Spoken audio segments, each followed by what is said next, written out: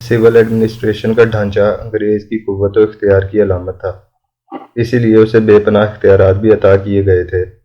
Deputy commissioner अपने ज़िले में एक छोटा सा बेताज बादशाह हुआ करता था। अमन आमा, तरक्याती मंसूबे, सियासी जोड़ तोड़, एक हद तक इंसाफ की फरहमी भी इसी अमृत धारे की जिम्मा थी।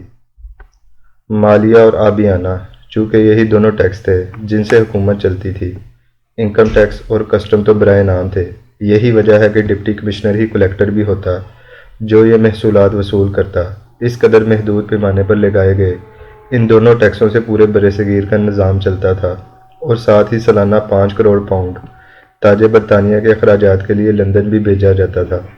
अंग्रेज़ ने इस ज़िलाई इंतज़ामिया के अलावा लोकल बॉडीज़ का भी एक मरबूत निज़ाम कायम कर रखा था। तालीम, सेहत, सफाई, शहर की सड़कें, पार्क, खेल के मैदान और सिविल डिफेंस वगैरह सब यूनियन कौंसलों और म्यूनसिपल कमेटियों के ज़िम्मा होते थे और वो इस मामले में खुद मुख्तार भी थीं। इन तमाम कामों के लिए ज़राए आमदन के तौर पर महसूल चुंगी वसूल करती थीं। ये ग्रास रूट सतह की जमहूरियत थी जिसे अंग्रेज़ ने मुतारफ़ करवाया। इससे पहले बरसगीर पाको हिंद में पंचायत और जरगा जैसे मजबूत इलाकाई अदारे कायम कर रखे थे, जिनसे दही बल्कि नीम शहरी माशरों का निज़ाम कार चलता था। अंग्रेज़ ने जब ज़िलाई सतह को एक इंतज़ामी यूनिट का दर्जा दिया तो इन्हीं दोनों निज़ाम हाई कार के बुनियादी खदोखाल और मुनासब कार को मुख्तलिफ इदारों में तकसीम कर दिया और यूँ ज़िला एक ऐसा मरबूत यूनिट बन गया जिसमें आम आदमी के तहफ़्फ़ुज़ के लिए अमन आमा का निज़ाम, तरक्याती ज़रूरियात के लिए म्यूनसिपल निज़ाम और अदल के हसूल के लिए सेशन जज की अदालतें मौजूद हुआ करती थीं। ये एक मरकज़ी हुकूमत का छोटा सा ढांचा था जिसकी मरकज़ियत के लिए डिप्टी कमिश्नर का ओहदा तख्लीक किया गया और इसे वसी इख्तियारात देने का मतलब भी यही था कि लोगों की तमाम शिकायत का अजाला यहीं पर हो जाए और सूबाई या मरकज़ी सतह तक जाना ना पड़े। यही वजह है कि इस 100 साल के अरसे में आला अदालतों में बहुत कम मुकदमात आए और ज़ेर इल्तवा मुकदमात का तो कोई नामो निशान तक न था। अंग्रेज़ ने अवाम को ये कुछ अता करने के बावजूद एक अहम चीज़ का इख्तियार इस महकूम हिंदुस्तानी कौम को नहीं दिया और वो थी सियासी आज़ादी और खुद मुख्तारी। हमें अंग्रेज़ ने यह दर्स घूट घूट कर पिलाया कि बेहतरीन जमहूरियत तो मकामी जमहूरियत या ग्रास रूट निज़ाम कार ही होता है। बुनियादी जमहूरियत को अहमियत देने का मतलब दरअसल ये था कि ए हिंदुस्तान के कुंद जहन बासियों, तुम्हारी सतह बस इतनी ही है कि तुम सड़कें पुल बनाओ, सेहत और सफाई का निज़ाम चलाओ, स्कूल और फायर ब्रिगेड कायम करो, लेकिन ख़बरदार ये मत सोचना कि इस मुल्क की खारजा पॉलिसी क्या हो सकती है। जंग अजीम अव्वल और दोम में कितने सिपाहियों को झोंकना है, अफ़गानों से कब और क्यों लड़ना है, और हमारी सनतें कैसी होंगी, किस किस्म की मसनूआत होनी चाहिए, हमारी तजारत किससे होगी और क्या हम बरतानिया के अलावा भी तजारत कर सकते हैं, हमारा निसाब तलीम क्या होगा, हमारे कानून अदल की बुनियाद क्या होगी। ये और ऐसे तमाम आला काम तुम जैसे कुन जहन गब्बी और महकूम हिंदुस्तानियों के बस की बात नहीं है। ये सिर्फ़ और सिर्फ हम करेंगे। अंग्रेज़ के बनाए हुए ये असूल हुक्मरानी ही थे कि जब कभी भी इस मुल्क पर कोई डिक्टेटर आया उसने पाकिस्तान की कौम को कुंद जहन, गब्बी और जाहिल समझकर यही कहा कि बेहतरीन जमहूरियत तो मकामी जमहूरियत होती है। ऐ पाकिस्तानियों, तुम लोकल बॉडीज़ के निज़ाम पर इक्तफ़ा करो और अपने इलाके को खूबसूरत बनाओ और याद रखो अमेरिका से ताल्लुकात कैसे और किस तरह के होने चाहिए, अफ़गान पॉलिसी कैसी होनी चाहिए, IMF से कर्जा कब लेना है, देहातों और मंडियों से मरबूत सड़कों की बजाय सिर्फ अशराफिया के लिए मोटरवे क्यों बनाना है, F-16 खरीदने हैं या JF-17 थंडर। ऐसे तमाम मामलात का फ़ैसला हम खुद करेंगे क्योंकि सिर्फ हम ही इन बातों का शऊर रखते हैं।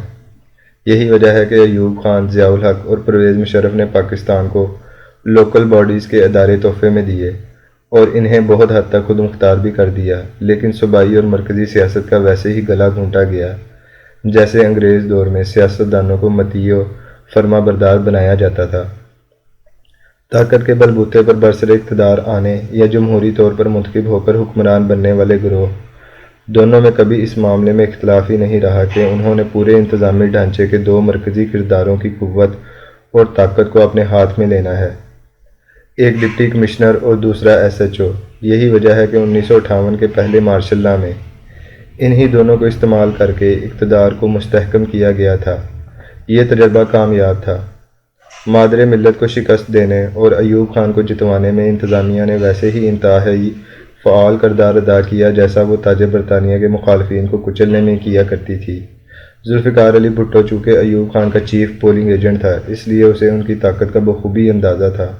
اس نے اقتدار سنبھالتے ہی اس سول سروس کو تابع فرمان بنانے کے لیے آئین پاکستان میں موجود وہ ایسے تمام تحفظات ختم کر دیے جس کی وجہ سے یہ افسران خود کو محفوظ خیال کیا کرتے تھے۔ اب ان کی نوکریاں وزیر اعظم کی جنبش قلم کی محتاج ہو کر رہ گئیں۔ لاتعداد افسران جو عزت سے زندگی گزارنا چاہتے تھے سیکرٹریٹ کی کھڈے لائن پوسٹنگز پر چلے گئے۔ یحییٰ خان نے 303 اور پھر بھٹو نے 1400 افسران کو نکال کر ایک خوف پھیلایا جس کا مطلب یہ تھا اگر تم ہر جائز و ناجائز بات نہیں مانو گے تو پھر تمہارا انجام اس قدر عبرتناک ہوگا کہ تمہاری کہیں کوئی سنوائی بھی نہیں ہوگی۔ بھٹو کے آئین کو نافذ ہوئے آج 49 برس ہو گئے ہیں۔ اس کے بعد لاتعداد حکومتیں آئیں، جنیجو جیسے باصول وزیر اعظم سے لے کر عمران خان جیسے تبدیلی کے خواہش مند رہنما تک، مگر کسی نے اس سول سروس کو وہ آئینی تحفظات دینے کے بارے میں سوچا تک نہیں جن سے یہ خود کو محفوظ خیال کریں اور ایمانداری پر ڈٹ جائیں۔